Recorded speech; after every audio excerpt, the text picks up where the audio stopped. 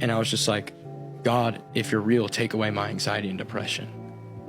Because deep down, like, I really don't want to do this right now. Like, I don't.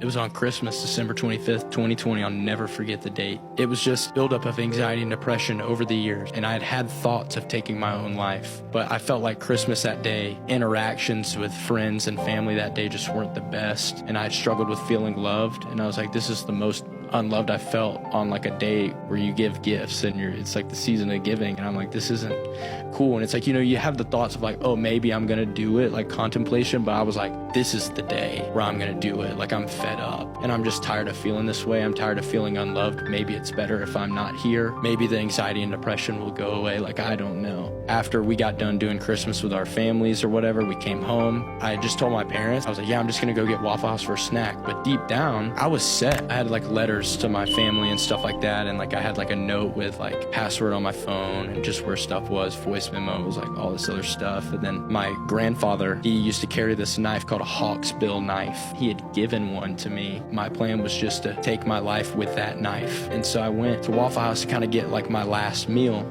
and run away from my problems. I walk in, slam packed. And I knew that because I was there alone, I wouldn't get to sit at a booth or anything. And I grabbed this random guy and I'm like, hey, I'll pay for your meal if you sit with me. I'm just trying to eat right now. So we sit down pretty quick. And as soon as we sit down, he starts dumping his life problems on me. My wife's divorcing me. This is my last time with the kids. She's taking the kids from me, taking my money. I got nothing left. I'm losing it. And I'm like sitting there just thinking, you have no idea what I'm about to do, dude.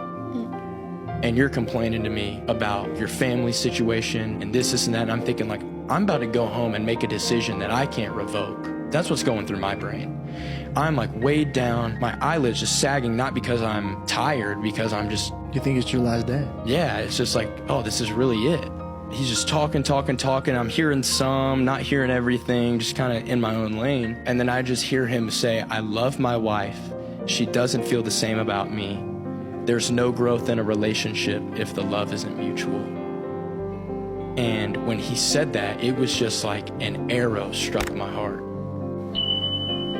All of that head knowledge I had about Jesus was just flashing in my brain. Scriptures I'd heard.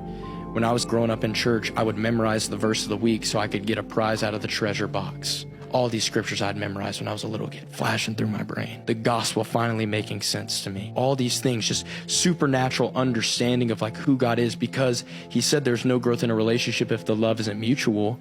And I went, man, I must have felt like God didn't love me because he was pursuing me and I wasn't even giving him a chance to love him back. And I never experienced any growth in that relationship because I just didn't have love for him. And so I couldn't experience his love because I just wasn't even giving my heart a chance to open up for it. It felt like the whole world stopped.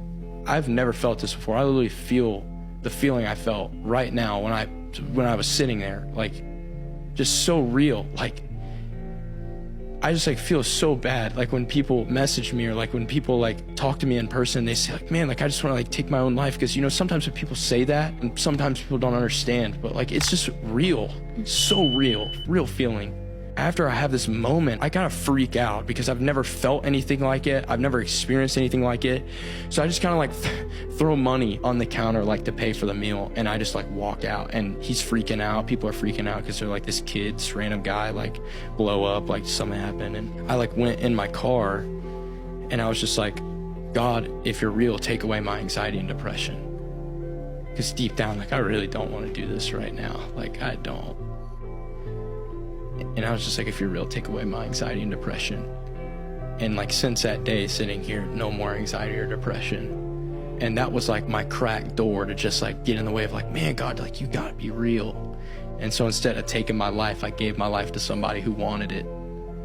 And so that's why I want to tell people about Jesus, not because I'm not trying to like run up my cards of like, you gave your life to Jesus today, check the box, give it to me so I can run up my stats so I look good. Like I don't care about that. Like I got transformed from something that felt incurable.